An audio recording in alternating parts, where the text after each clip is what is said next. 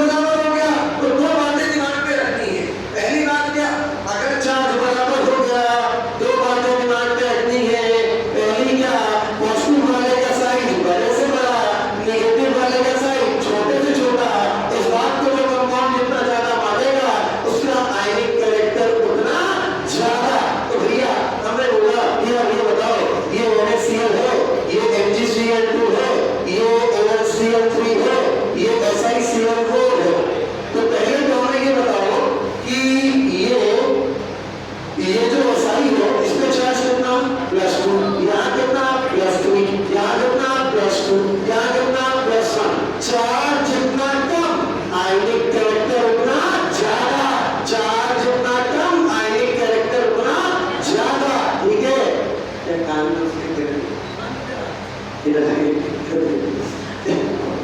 Charge जितना कम आयनिक character उतना ज्यादा। सबसे कम चार्ज यहाँ पे इसका आयनिक कैरेक्टर सबसे ज्यादा, सबसे कम आयनिक कैरेक्टर किसका हो गया SiCl4 का। एक बात दिमाग में समझ रखना, क्या चार्ज जितना कम आयनिक कैरेक्टर उतना ज्यादा।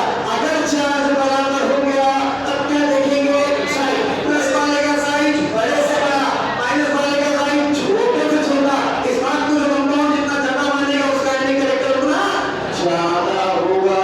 इधर देखो जरा, जिसने पूछे वो बता दे। ये है NaF, ये है NaCl, ये है NaBr, ये है NaI। तो ये बताओ इन चारों में सबसे अच्छा, सबसे बेहतरीन आयनिक कैरेक्टर किसका? कितने लोग बोल रहे हैं NaI? और ये लोग इधर 5-6 साल और NaI कितने लोग बोल रहे हैं? अगर ऐसे बात है NaI हो गया जाता है सोचना भाई।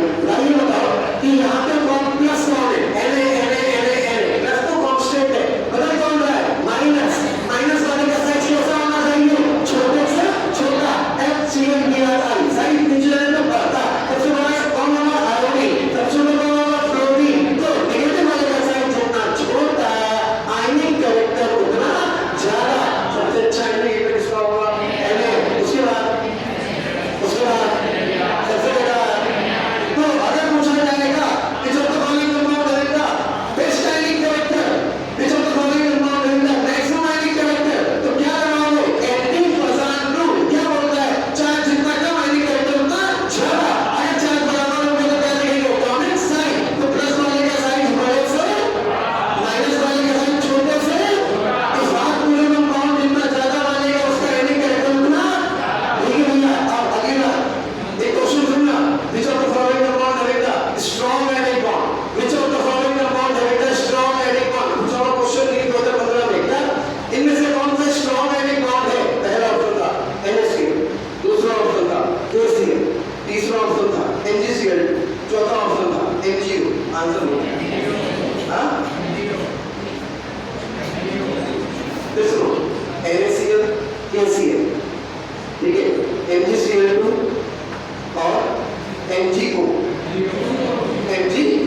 भैया आपसे बेस्ट आयनिक कैरेक्टर नहीं पूछा है, स्ट्रॉन्ग आयनिक बॉन्ड पूछा है। स्ट्रॉन्ग आयनिक बॉन्ड का मतलब ये पूछा है कि कहाँ पे फोर्स ज्यादा है। फोर्स वहां पे ज्यादा होगा जहां पे चार्ज का मल्टीप्लिकेशन ज्यादा। अब ये भी बताया हमने आपको, जहां पे Q1 Q2 का मल्टीप्लिकेशन जितना ज्यादा वहां पे फोर्स उतना ज्यादा, और फोर्स जितना ज्यादा आयनिक बॉन्ड उतना ज्यादा क्या हो जाएगा? स्ट्रॉन्ग। आयनिक कंपाउंड के मेल्टिंग और बॉइलिंग पॉइंट ज्यादा होने का क्या रीजन होता है? Strong electrostatic force. क्या होता है? Strong electrostatic force. Ionic bond में इतनी बातें दिमाग में रखना। साथ में एक बात और दिमाग में रखना, क्या लैटिस एनर्जी। लैटिस एनर्जी क्या होती है? Q1 Q2 कौन r ion positive plus r ion negative का होल स्क्वायर। ये फॉर्मूला एनसीईआरटी में दिया है। ये फॉर्मूला लैटिस एनर्जी निकालने के लिए गलत है। दुनिया में कोई फॉर्मूला लैटिस एनर्जी निकालने के आज तक बना ही नहीं। तो जो फॉर्मूला एनसीईआरटी में दिया हुआ है कि लैटिस एनर्जी बराबर Q1 Q2 कौन r ion positive plus r ion negative का होल स्क्वायर, वो दिया हुआ है। वो दिया हुआ है दोनों को या दो से ज्यादा कंपाउंड की लैटिस एनर्जी को कंपेयर कराने के लिए कि दो या दो से ज्यादा लोगों की लैटिस एनर्जी सही कंपेयर करा के देगा। जिसकी कम आ रही होगी उसकी कम होगी, जिसकी ज्यादा आ रही होगी उसकी ज्यादा होगी। लेकिन इस फॉर्मूले से जो लैटिस एनर्जी आई है वो वैल्यू सही नहीं होगी, वो गलत वैल्यू होगी। लैटिस एनर्जी निकालने का दुनिया में आज तक कोई मेथड नहीं बना, दुनिया में आज तक कोई डायरेक्ट तरीका नहीं बना। लैटिस एनर्जी निकालने का कोई तरीका था ही नहीं, इसीलिए मजबूरन बनाना पड़ा। बॉल, हैबर, साइकिल मजबूरन बनाना पड़ा। क्यों? पूरी लैटिस एनर्जी पता करने का कोई रास्ता ही नहीं था। जब रास्ता नहीं था तो लैटिस एनर्जी निकालने के लिए मजबूरी में क्या पता किया? Ball, Haber, cycle. Ball, Haber, cycle आपको बताता है कि लैटिस एनर्जी किसकी कितनी होगी। इनडायरेक्ट मेथड है, पहला है बॉल का आयनाइजेशन एनर्जी, इलेक्ट्रॉन एफिनिटी और इनर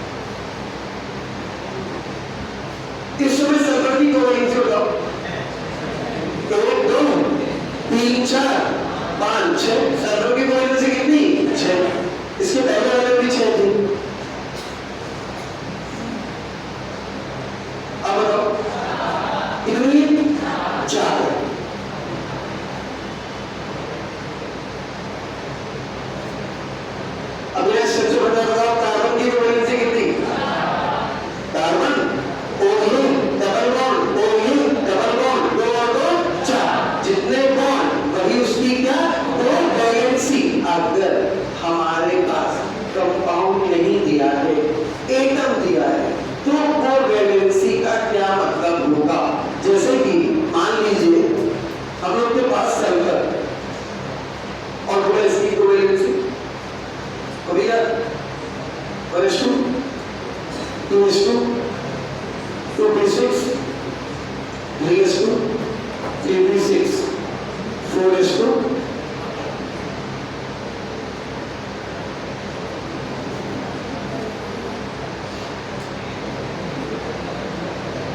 ये हमारा हो गया 6, 2 8 2 10 2 12, तो ये भी इतना नहीं है 10 2 12 3 6 2 8 2 10 2 12 12 4 16। हाँ काम है। थर्ड सेल में एस है, थर्ड सेल में बी है और थर्ड सेल में कौन होता है? अगर 3s तुम्हें मिला तो 3p भी तुम्हारा, 3d भी तुम्हारा।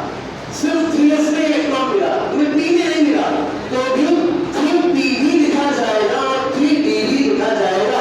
अबे मकान नंबर 3 तुम्हारा है ना, तो उसके सारे कमरे तुम्हारे, उसमें तुम रहो या ना रहो, वो खाली पड़ा है, उससे क्या मतलब है? मकान नंबर 3 में 3 कमरे हैं ना, एक s एक p एक d, तो मकान नंबर 3 अगर तुम्हारा तो उसमें तीनों कमरे तुम्हारे। बात समझ में आ रही ना? तो अगर खाली 3s भी मिला है, p में एक भी इलेक्ट्रॉन नहीं है, तो भी 3p 0 और 3d 0 लिखा जाएगा। अभी 3d में एक भी इलेक्ट्रॉन नहीं है, लेकिन थर्ड से हमें कहीं तो 3d लिखा जाएगा। अब जरा ध्यान देना, यहाँ पे s में इलेक्ट्रॉन कितने? 2, यहाँ पे इलेक्ट्रॉन कितने? 4, d में इलेक्ट्रॉन 1 भी।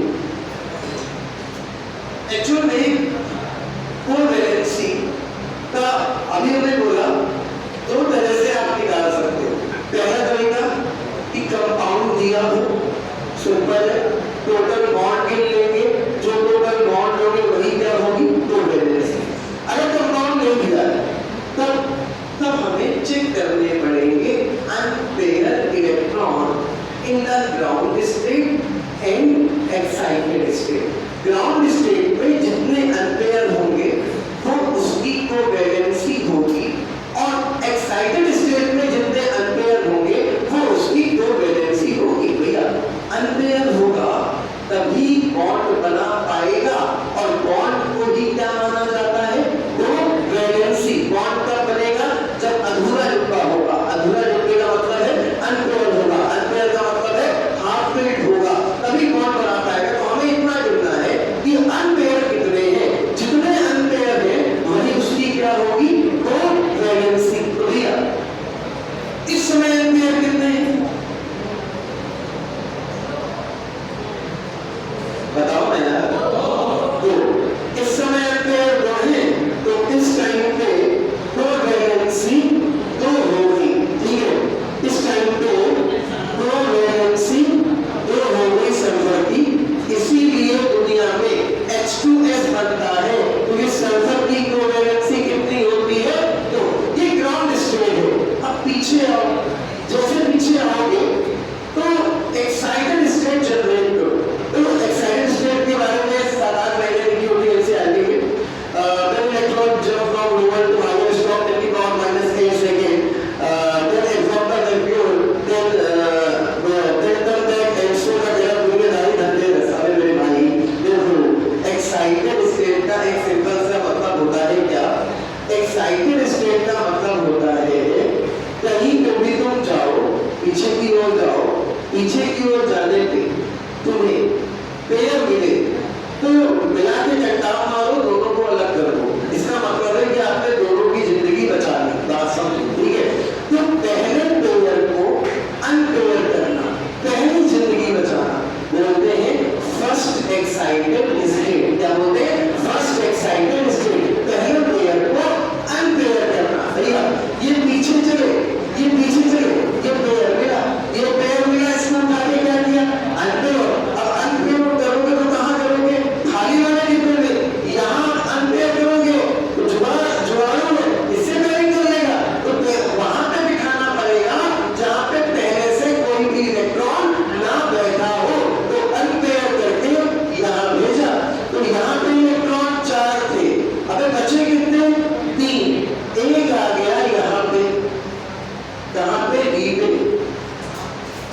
यहाँ पे इलेक्ट्रॉन 2 थे, अब अनपेयर कितने? 1 2 3 4, तो अब कोवैलेंसी हो गई 4। इसीलिए दुनिया में SF4 होता है, इसीलिए दुनिया में SO2 होता है, क्योंकि सल्फर अपनी कोवैलेंसी कितनी दिखाता है? 4। आगे बढ़े, फिर से क्या मिला? पेयर। फिर से पेयर को क्या करेगा? अनपेयर। तो भैया ये हो गई फर्स्ट एक्साइटेड स्टेट, ये हो गई थी फर्स्ट एक्साइटेड स्टेट। पहले पेयर को पेयर किया तो क्या हुआ? First excited state.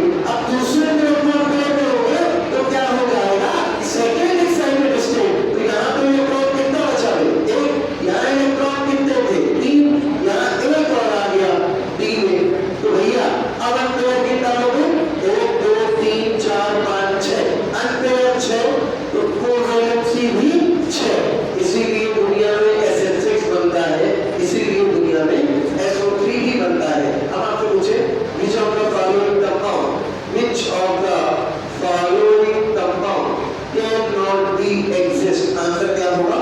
SF5, क्योंकि सल्फर की कोवैलेंसी 5 नहीं होती है, या तो 2 या तो 4 या तो 6। तो ऐसे क्वेश्चन इनऑर्गेनिक केमिस्ट्री में आपने देखे होंगे कि which of the following compound cannot be exist, which of the following compound can be exist। आपको लगता होगा किसी एक थ्योरी से ये निकल जाता है भाई, एक्चुअल में इसकी 5 कहानियां होती। सबसे पहली कहानी कोवैलेंसी चेक करना, दूसरी कहानी मॉलिक्यूलर ऑर्बिटल थ्योरी चेक करना, तीसरी कहानी लेकेंड्री ऑर्बिटल चेक करना। ये 4-5 कहानियां होती है जो इनऑर्गेनिक केमिस्ट्री में ये बताती है कि इस कंपाउंड की दुनिया में एक्जिस्टेंस है और इस कंपाउंड की दुनिया में एक्जिस्टेंस नहीं है। ऐसे बहुत सारे क्वेश्चन आपने देखे होंगे कि which of the following compound cannot be exist या which of the following compound can be exist inorganic chemistry में। तो जब ये 4-5 बातें आपको क्लियर होगी तो आप पता कर लोगे कि कौन सा कंपाउंड एक्जिस्ट करेगा और कौन सा कंपाउंड एक्जिस्ट नहीं करेगा।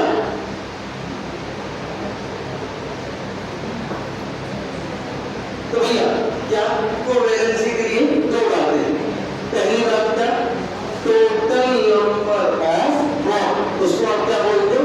कोवैलेंसी। दूसरी बात क्या? अगर एटम दिया हो तो कोवैलेंसी क्या होगी? Total number of unpaired in the ground state and excited state, that is known as the covalency.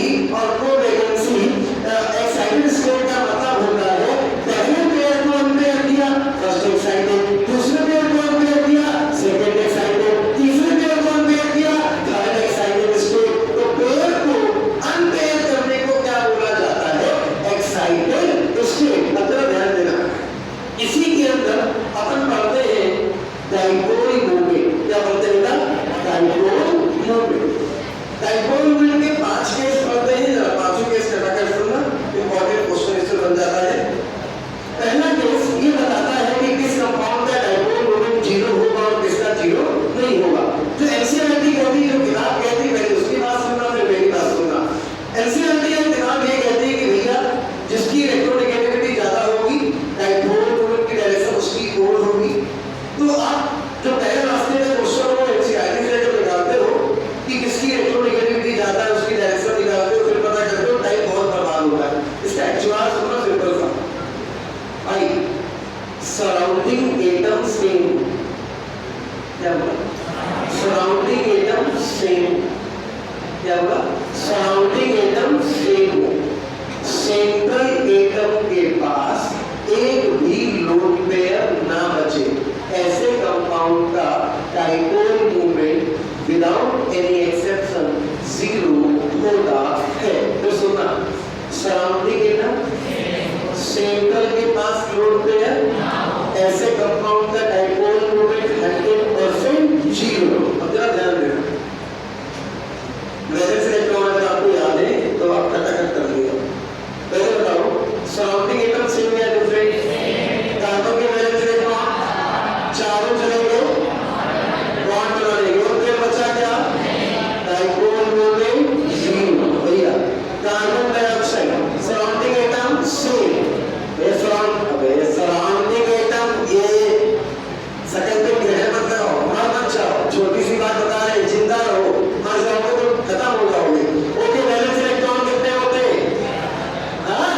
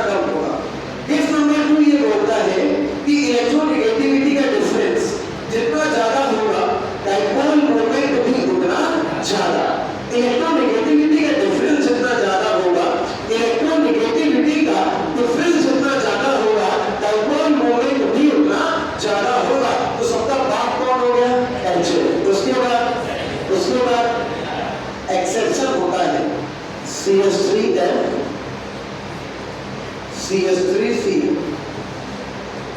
CH3Br, CH3L। अपन के पॉइंट के सबके पॉइंट के हिसाब से ऑर्डर ये होना चाहिए, लेकिन ये नहीं होता है, ये पीछे जाता है, ये आगे आता है। एक्सेप्शन इन दोनों में हो जाता है। रीजन होता है inductive effect as well as Cl having the high electron affinity then fluorine, fluorine having the high electron affinity then fluorine। तो बाकी सब में ये वाला ऑर्डर फॉलो करेंगे, लेकिन यहाँ पे एक्सेप्शन हो जाता है मेथिल क्लोराइड का डाइपोल मोमेंट मेथिल क्लोराइड से ज्यादा।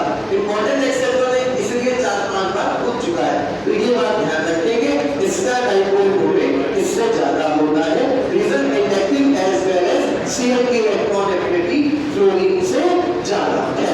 अब आते हैं इसी में अगले पॉइंट पे। पॉइंट यही चल रहा है, कंपाउंड नया होगा, ध्यान दें। जैसे हमसे पूछा गया NH3 और NH3 और NH3 में डाइपोल ज्यादा किसका, तो दिमाग एक बात बोलने की कोशिश करता है इस तरफ की इलेक्ट्रोनेगेटिविटी ज्यादा। भैया ऐसा नहीं है, हमने नहीं बोला कि इलेक्ट्रोनेगेटिविटी ज्यादा तो डाइपोल मोमेंट ज्यादा।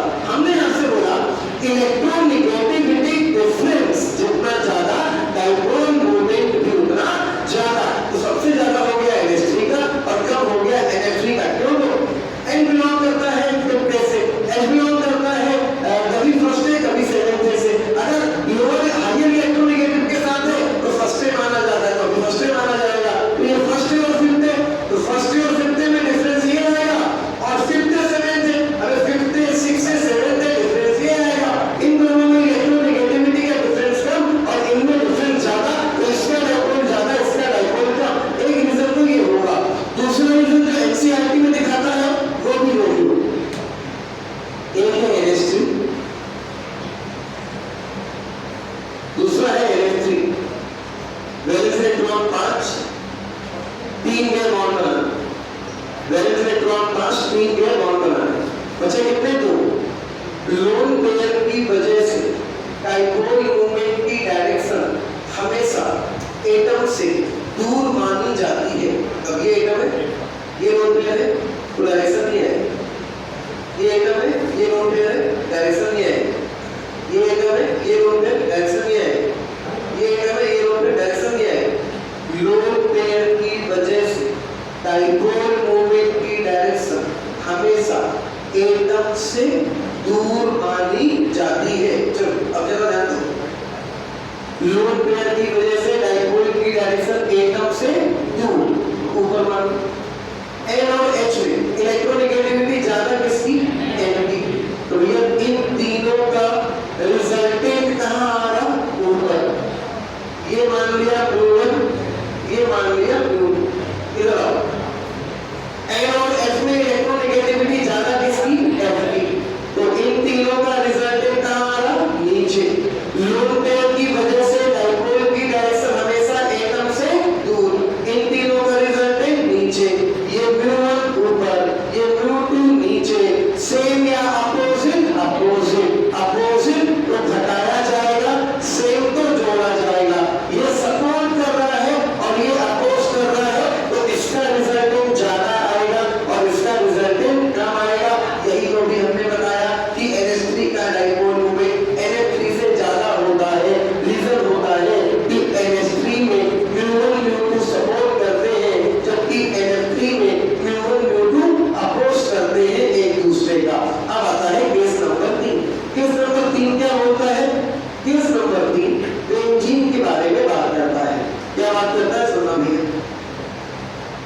बेंजीन रिंग एकदम सेम है और सिंगल है।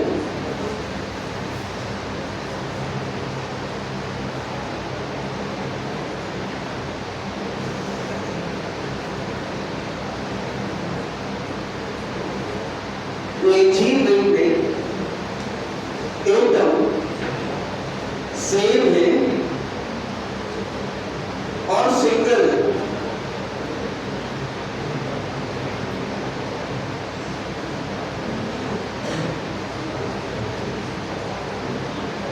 डाइपोल मूवमेंट का ये चेहरा हमेशा इसके बराबर होता है।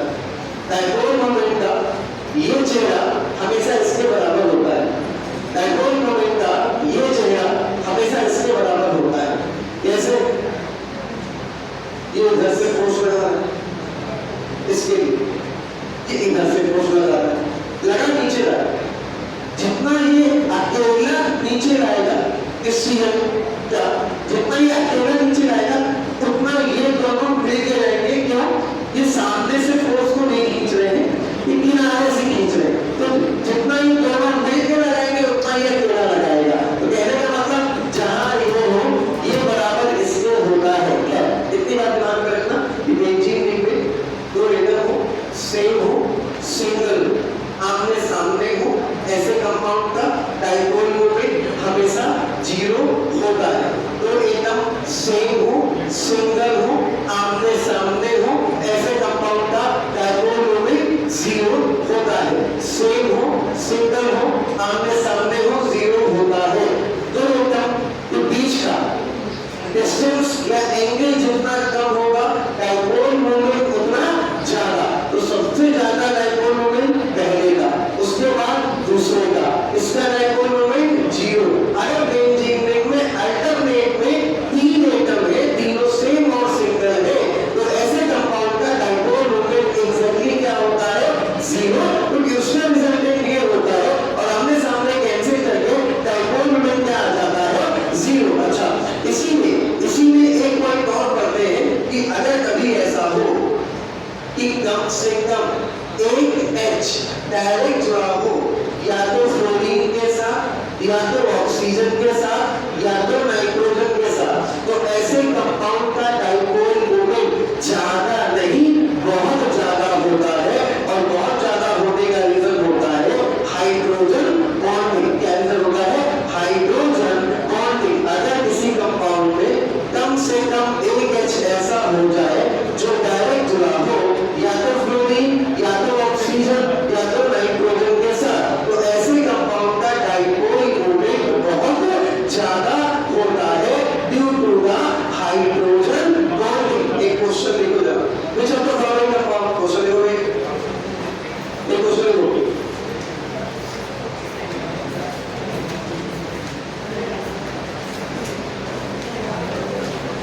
which of the following compound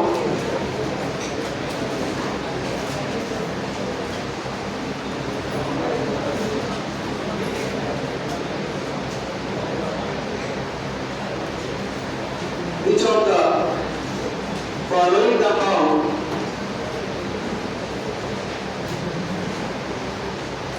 having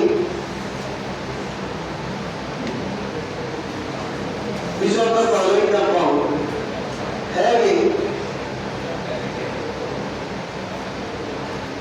zero dipole moment? कौन सा? और नसीबाज अभी चिल्ला के बोला कि कभी ऐसा हो कि हाइड्रोजन डायरेक्ट जुड़ा हो या तो F या तो O या तो N के साथ, ऐसे कंपाउंड का डाइपोल मोमेंट कभी भी जीरो नहीं, ज्यादा नहीं, बहुत ज्यादा होता है। और कोई भी केस हो, तुमने कहीं भी जीरो पढ़ा हो, अगर ऐसा हो जाए कि एक H डायरेक्ट जुड़ जाए फ्लोरीन ऑक्सीजन या नाइट्रोजन के साथ, तो उसका किसी भी हाल में जीरो नहीं होगा।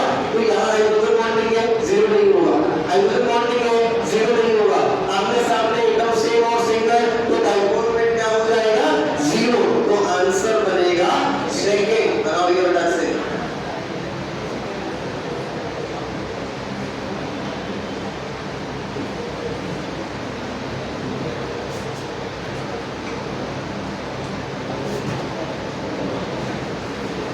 सिस्टम डाइपोल मोमेंट ट्रांस से ज्यादा, ये बात ध्यान रखना। और आखिरी बात ये ध्यान रखना कि लीनियर स्ट्रक्चर और स्क्वायर प्लेनर स्ट्रक्चर का डाइपोल मोमेंट हमेशा जीरो होता है। वो सब की सब बात माने या ना माने, अगर दो कंपाउंड ऐसे हैं जिनका स्ट्रक्चर लीनियर है या स्क्वायर प्लेनर है, तो ऐसे कंपाउंड का हमेशा डाइपोल मोमेंट क्या होता है? जीरो। वो कैसे पता करेंगे लीनियर या स्क्वायर प्लेनर? वो अभी दिखाते हैं। पहले हाइब्रिडाइजेशन निकालना सबको आता है, ठीक है, कि किस कंपाउंड में किसका क्या हाइब्रिडाइजेशन होगा। अगर हाइब्रिडाइजेशन Sp है तो ज्योमेट्री कैसी होती है? लीनियर। Sp2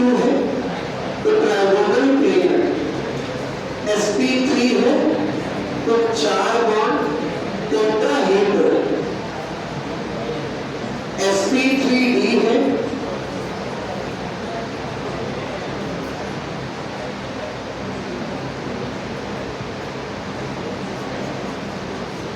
trigonal bipyramidal. जो किताब में ऐसे जैसे ड्रॉ लगा होता है ना, वो इसलिए लगा होता है कि स्ट्रक्चर देखने में अच्छा लगे, पढ़ने में मन लगे। बाकी घंटा कोई मतलब नहीं होता है, ये चारों ओर के डॉट का मतलब होता है सिर्फ और सिर्फ बॉन्ड का। तो डॉट नहीं लगाओगे तो भी घंटा कोई फर्क पड़ने वाला नहीं है। sp3 p2 ये एक स्क्वायर बना दो, अभी पूछेंगे ध्यान रखना। एक स्क्वायर बना दो, एक पिरामिड ऊपर, एक पिरामिड नीचे। कितने पिरामिड बनाए? दो। स्क्वायर कितना? एक। तो नाम हुआ स्क्वायर बाइपिरामिडल, या इसी का नाम ऑक्टाहेड्रल। स्क्वायर बाइपिरामिडल या इसी का नाम ऑक्टाहेड्रल। स्क्वायर बाइपिरामिडल या इसी का नाम ऑक्टाहेड्रल। और आखिरी में जो है वो तुम्हारे सिलेबस में नहीं है, तो भी पढ़ लेना एक बार। sp3d3 pentagonal bipyramidal. भैया ये होता है sp, कैसा होता है? लीनियर। बगल वाला होता है sp2। sp2 कुछ ऐसा होता है, तीन बॉन्ड होते हैं। sp2 ऐसा, तो एकदम याद होना चाहिए, नाम नहीं, खाली बॉन्ड दिमाग में होने चाहिए। और अभी पूछेंगे और अभी के अभी दिमाग में होने चाहिए। अभी के अभी मतलब अभी के अभी। तीन बॉन्ड सेम प्लेन पे लाई करते हैं, तो जो sp2 होता है वो ऐसा होता है। तीन बॉन्ड है तो ट्राइगोनल, एक ही प्लेन पे तो प्लेन, तो क्या बोलते हैं? Trigonal plane. ऐसा है तो भी ठीक है, एक ही प्लेन पे। ऐसा है तो भी ठीक है, ऐसा है तो भी ठीक है। हाँ, ऐसा हो गया तो गलत हो गया, क्योंकि इसका प्लेन अलग और उसका प्लेन अलग। प्लेन तीनों के सेम, तो ट्राइगोनल प्लेन। sp2 कैसा होता है? Trigonal plane. sp है ना, तो दिमाग में बॉन्ड आना चाहिए, नाम नहीं कि लीनियर होता है। ना ना ना, बॉन्ड है। बॉन्ड आएगा तो नाम तो अपने आप बना लोगे। जैसे है dsp तो ऐसा बॉन्ड है, तो ये क्या होता है? लीनियर। याद नहीं करना, अपने आप दिखेगा तुम्हें मेरे भाई। sp2 आए तो तीन बॉन्ड दिमाग में आने चाहिए। तीन बॉन्ड अगर एक ही प्लेन पे रहेंगे तो नाम तो अपने आप याद है यार, ट्राइगोनल प्लेन। sp3 दिमाग में आए तो sp3 आने के साथ साथ ये चार बॉन्ड दिमाग में आने चाहिए। sp3 आए तो दिमाग में ये चलना चाहिए, अच्छा ये sp3 ये बॉन्ड दिमाग में आने चाहिए। टेट्राहेड्रल भूल जाओगे, टेट्राहेड्रल भूल जाओ, भूल जाओ टेट्राहेड्रल, बॉन्ड दिमाग में आने चाहिए। sp3 है मतलब ये बॉन्ड। अब ये बॉन्ड कितने हैं? 1 2 3 4। चार को क्या बोलोगे? टेट्रा। अब टेट्राहेड्रल बोल दो, टेट्राहेड्रल बोल दो, टेट्रागोनिया बोल दो, टेट्रागारी बोल दो, जो इच्छा करना है बोल दो, लेकिन टेट्रा रहेगा। ये बात करते हैं तो नाम याद करने की जरूरत नहीं है, क्या स्ट्रक्चर दिमाग में रखने की जरूरत है, बॉन्ड दिमाग में रखने की जरूरत है। नाम याद करोगे जिंदगी में बैलेंस इलेक्ट्रॉन पे पर्सन जो भी उसकी सेफ चेंज होगी, निकालनी पड़ेगी, रखता मारोगे जोड़ने में तक में जो व्यक्ति दिमाग पे है, बॉन्ड दिमाग पे है, लोन पे आने पे शेप बदलेगी नहीं, शेप अपने आप दिमाग में तुम्हारे रहेगी।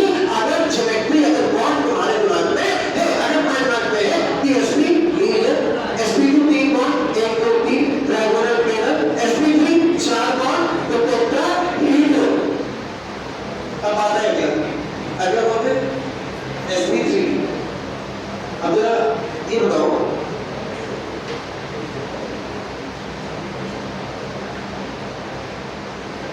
ये पिरामिड है कि नहीं? अगर ऐसे ऐसे बंद करते तो पिरामिड है कि नहीं? ये क्या है? पिरामिड। ठीक, अभी मेरी बात समझना। अभी आपने बोला ये पिरामिड है, ठीक है? अच्छा, क्या अभी पिरामिड है? हाँ?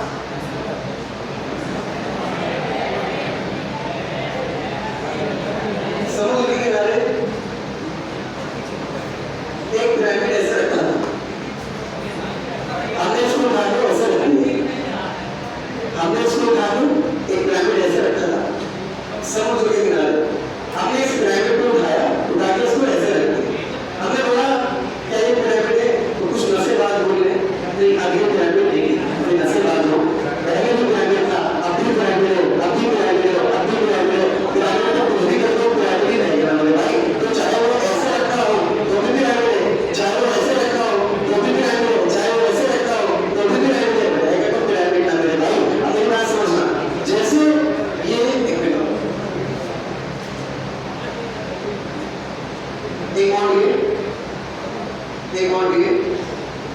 एक बॉन्ड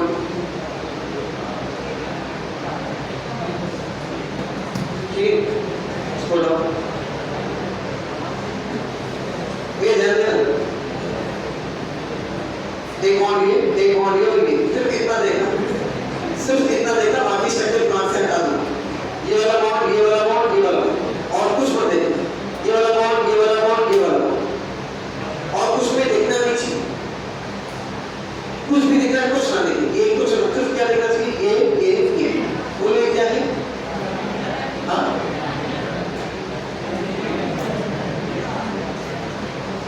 भैया ये बताओ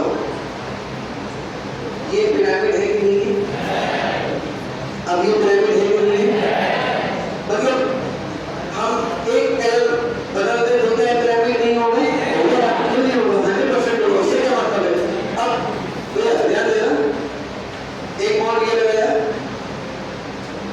एक बॉन्ड ये लगाया एक बॉन्ड ये ठीक है ये वाला बॉन्ड और ये वाला बॉन्ड इसकी लंबाई थोड़ी ज्यादा होगी ठीक है इसकी लंबाई थोड़ी ज्यादा होगी तो क्या ये और ये मिलके एक पिरामिड नहीं बना रहे हैं अरे हाँ बोलो एक पिरामिड इस तरफ बन रहा है ठीक है अब उस तरफ देखना इसके दूसरी साइड एक बॉन्ड ये वाला एक बॉन्ड ये वाला और एक बॉन्ड ये वाला अब की बात सिर्फ ये बॉन्ड देखना ये वाला बॉन्ड देखना ये वाला बॉन्ड देखना तो ऐसा ही एक पिरामिड उस साइड बन रहा है कि नहीं बन रहा है इसके अंदर पिरामिड कितने बन रहे हैं दो इसके अंदर पिरामिड कितने बन रहे हैं दो और एक पिरामिड में बॉन्ड कितने आ रहे हैं तीन बॉन्ड कितने आ रहे हैं तीन तो क्या बोलोगे ट्राइगोनल क्योंकि बॉन्ड कितने हैं तीन और पिरामिड कितने हैं दो तो बोलोगे ट्राइगोनल बाइपिरामिडल अबे क्या बोलोगे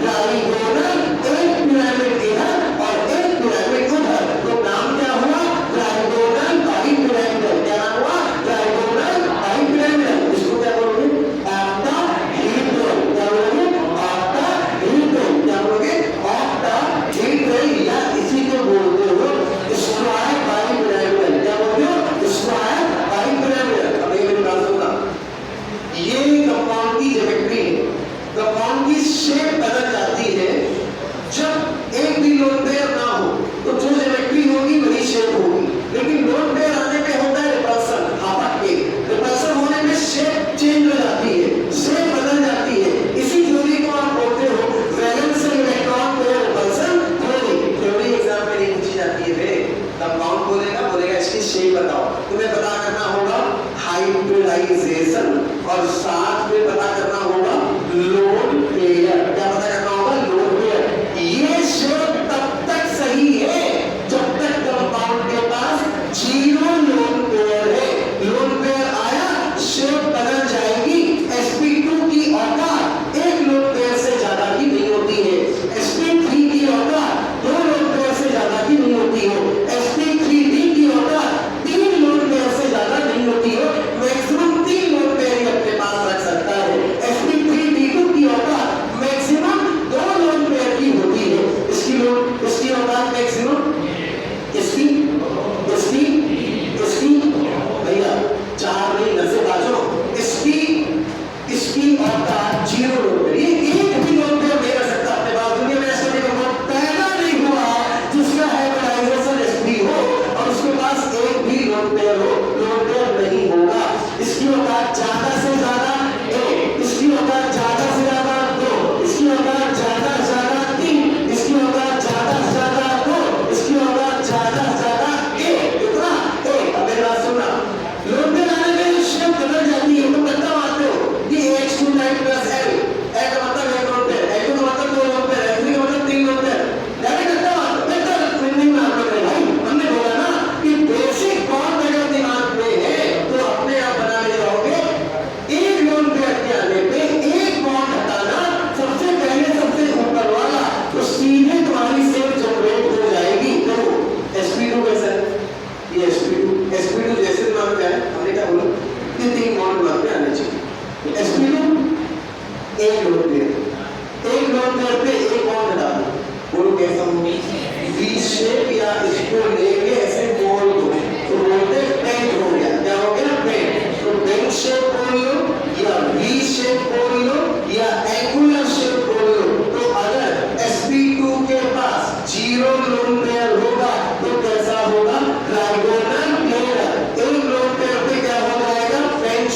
और औकात नहीं होती है इसकी 2 लोन पेयर रखने की। ये मैक्सिमम कितने लोन पेयर रख सकता है?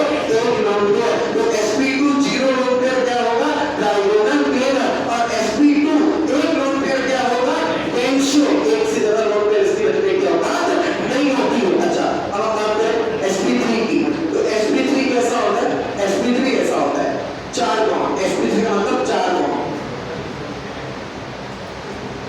ध्यान से रखना, समझना, सपोज से बॉन्ड देखना। अभी आप में से पूछेंगे कि इतने sp3 में इतने लोन पेयर क्या शेप होंगे, शेप समझना। एक लोन पेयर हटा दिया, कैसा हो गया? पिरामिडल। कैसा हो गया? पिरामिडल। तो एग्जाम में आया कि अमोनिया, तो अमोनिया sp3 होता है, इनके पास एक लोन पेयर होता है, sp3 एक लोन पेयर, आंसर आ गया पिरामिडल। आज तक मुझे वो क्वेश्चन है कि अमोनिया वाले में एक लोन पेयर और आया, एक बॉन्ड और हटाया, कैसा हो गया? पेंशन। sp3 2 लोन पेयर पे पेंट हो जाता है और sp2 एक लोन पेयर पे पेंट था। sp2 एक लोन पेयर कैसा? पेंशन। और sp3 एक लोन पेयर पे क्या? पिरामिडल। और 2 लोन पेयर पे क्या? पेंशन। इसकी कहानी बताऊं, क्योंकि sp3 की औकात ज्यादा से ज्यादा 2 लोन पेयर रखने की होती है। अब जरा ध्यान दें, ये था ट्राइगोनल बाइपिरामिड। क्या था? ट्राइगोनल बाइपिरामिड। एक लोन पेयर आया, एक लोन, जैसे ट्राइगोनल बाइपिरामिडल आया ना, तो ट्राइगोनल बाइपिरामिडल भूल जाना, क्या दिमाग में रखना? बॉन्ड। बॉन्ड दिखने चाहिए कि sp3d। अच्छा, एक बॉन्ड, एक बॉन्ड, एक बॉन्ड, बॉन्ड दिखना चाहिए। एक लोन पेयर आया, एक बॉन्ड हटाओ, हटा दिया। एक झूला होता है, दोनों कहते झूले, झूले का नाम क्या? सीसॉ। तो शिप का भी नाम क्या? सीसॉ। तो sp3d के पास अगर एक लोन पेयर आया तो सीसॉ। भैया ये बॉन्ड हटा नहीं सकते क्योंकि इसमें ज्योमेट्री रुकी है, इसको हटाया ज्योमेट्री टूट जाएगी, डिस्ट्रॉय हो जाएगी। एक लोन पेयर और आया तो ये बॉन्ड हटा, एबीसीडी आती है, क्या हो जाएगा? T shape. क्या हो जाएगा? T shape.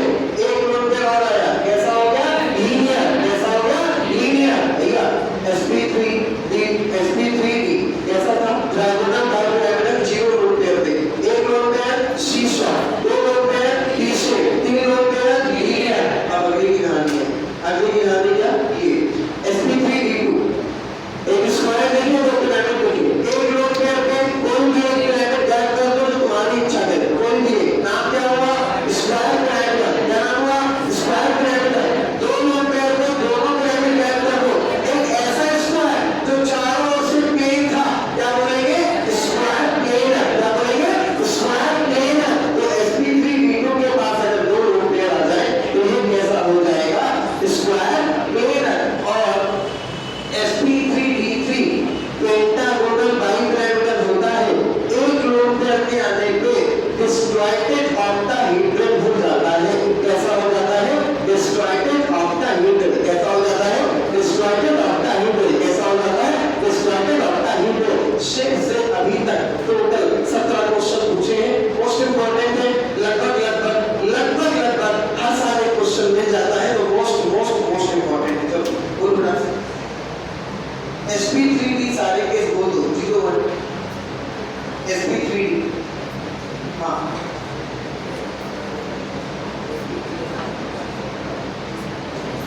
sp3d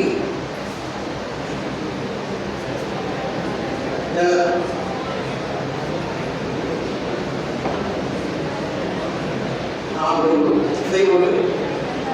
trigonal बाइपिरामिड।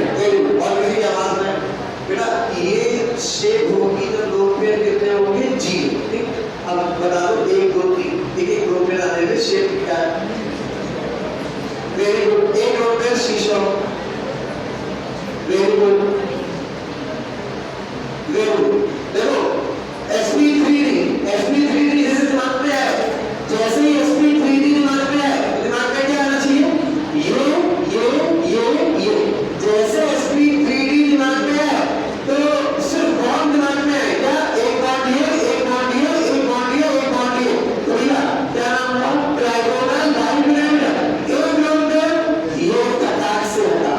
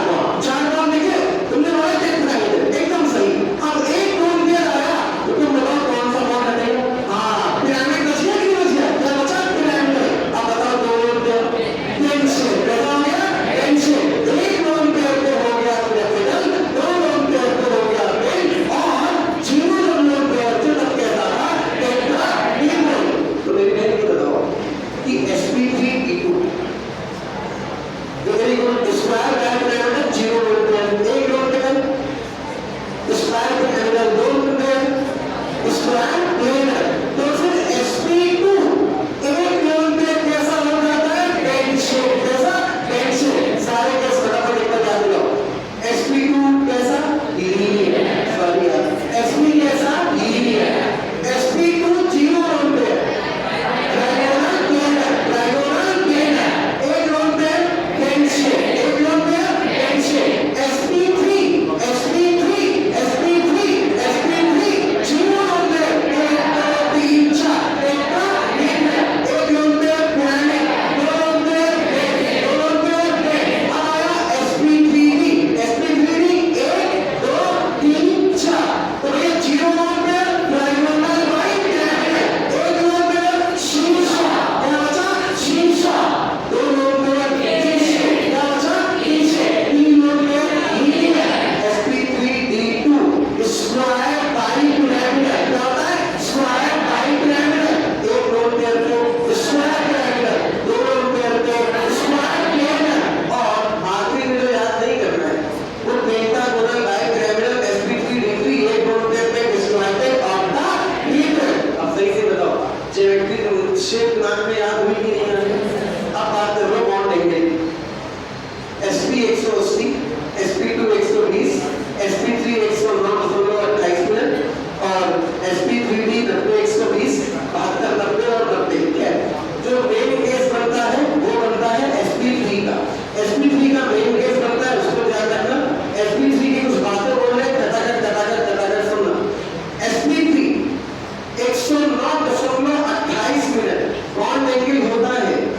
Exact बराबर तब होगा जब सेंट्रल एटम के पास कोई लोन पेयर नहीं होगा और सराउंडिंग एटम भी सेम होंगे।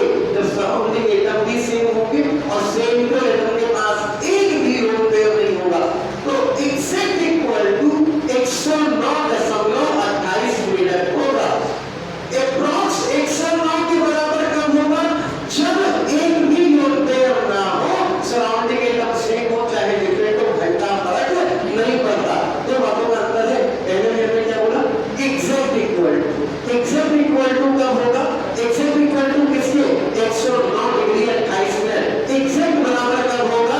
जब सराउंडिंग एटम सेम हो, सेंट्रल एटम के पास कोई लोन पेयर ना हो, तो एग्जैक्ट बराबर होगा। अप्रॉक्स बराबर कब होगा?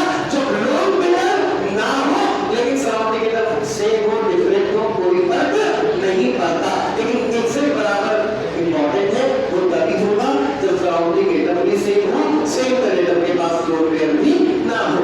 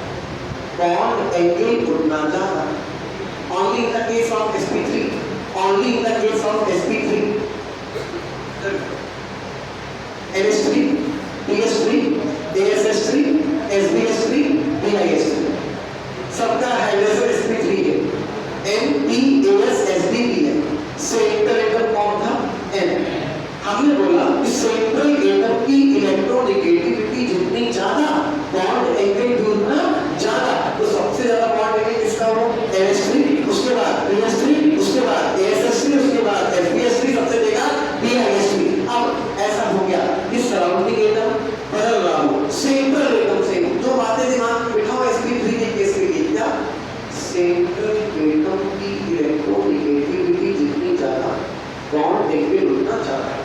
सराउंडिंग एटम की इलेक्ट्रोनेगेटिविटी जितनी कम, बॉन्ड एंगल उतना ज्यादा। सराउंडिंग एटम की इलेक्ट्रोनेगेटिविटी जितनी कम, बॉन्ड एंगल उतना ज्यादा। Example NF3, NCl3, NBr3, Ni3।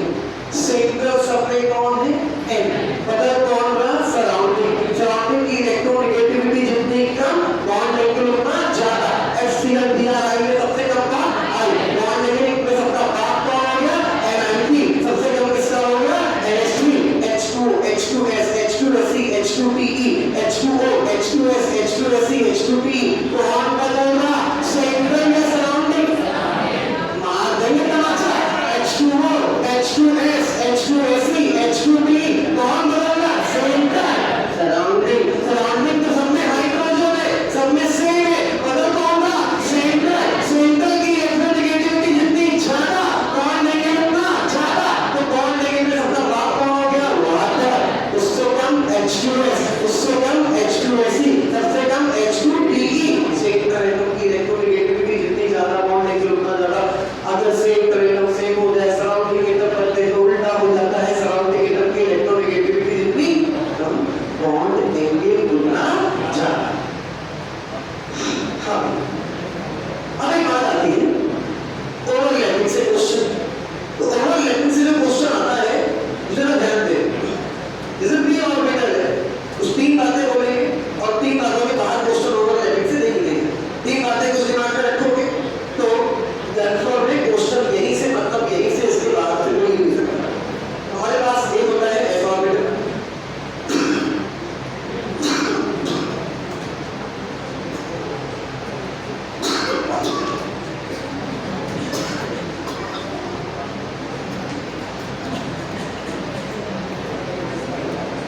एक होता है p orbital. p orbital overlap करता है दो में, head to head overlapping, delta of की साइड बाय ओवरलैपिंग। भैया ये होती है साइड बाय ओवरलैपिंग और ये होती है head on head overlapping. Surface area ज्यादा कवर कहां पे होता है? साइड में या हेड में? हाँ, साइड में। वैसे बातों हेड टू हेड में एरिया ज्यादा कवर होता है compare to side by overlapping. तुम्हें ऐसा लगता है देखने में, लेकिन एक्चुअल में ऐसा होता नहीं है भाई। जो p ऑर्बिटल होता है ना, वो p ऑर्बिटल डबल शेप में होता है। डबल शेप का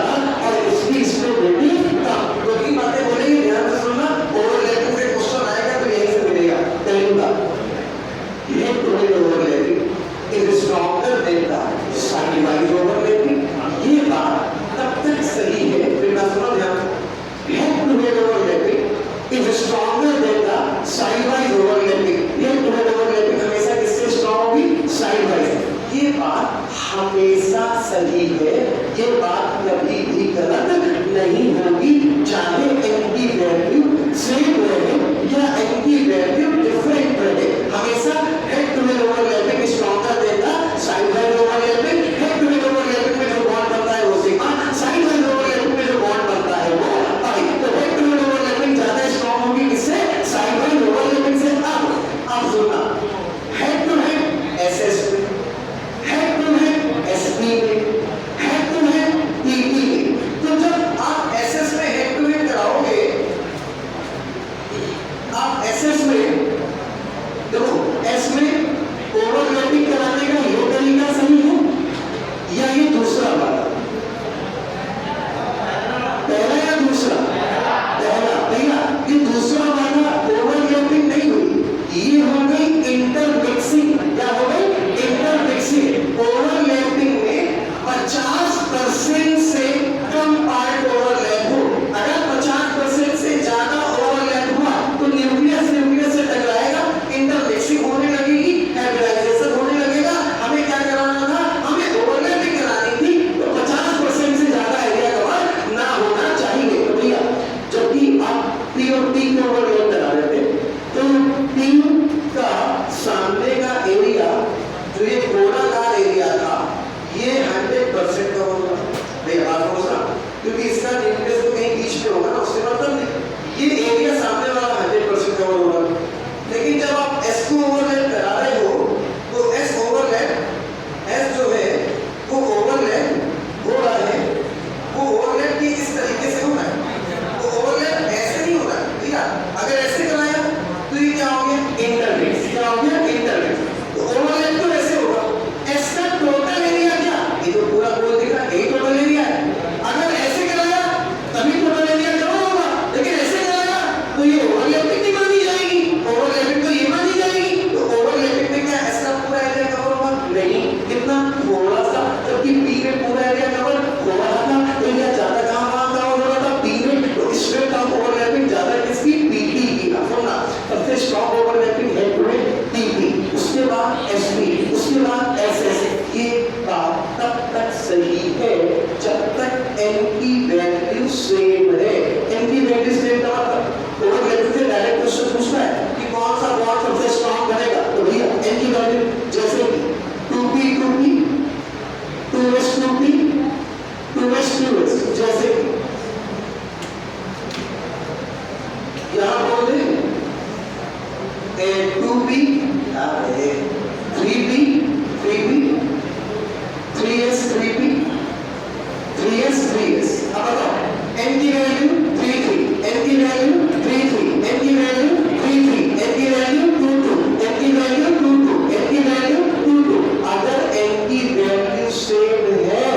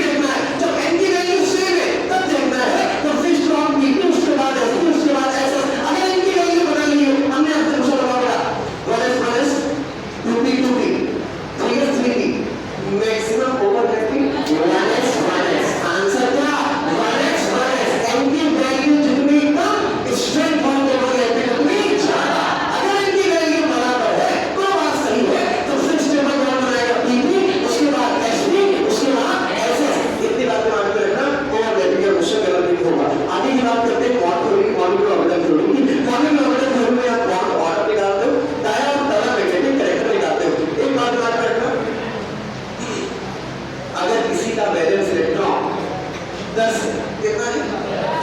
अगर किसी का balance electron 10, balance electron, electron की बात नहीं कर रहे, इलेक्ट्रॉन की बात नहीं कर रहे, इलेक्ट्रॉन की बात नहीं कर रहे, इलेक्ट्रॉन की बात नहीं कर रहे, किसका कर रहे? Balance electron 10। तो याद रखना बॉन्ड ऑर्डर 3, कितना? 3। बोलो 10 से 15, बोलो कितने का अंतर है? 5 का। 5 का आधा 2.5, 3 में से 2.5 को घटाओ, कितना? किसको बताओ? अच्छा 16 है, कितना है? 16। 10 से 16 अंतर कितने का? 6 का आधा, 6 का आधा, 3 में से 3 गिना, चलो बताओ। अच्छा ये बताओ कि 12, तो 10 से 12 में अंतर कितने का? 2 का आधा 1, 2 का आधा 1, 3 में से घटाओ और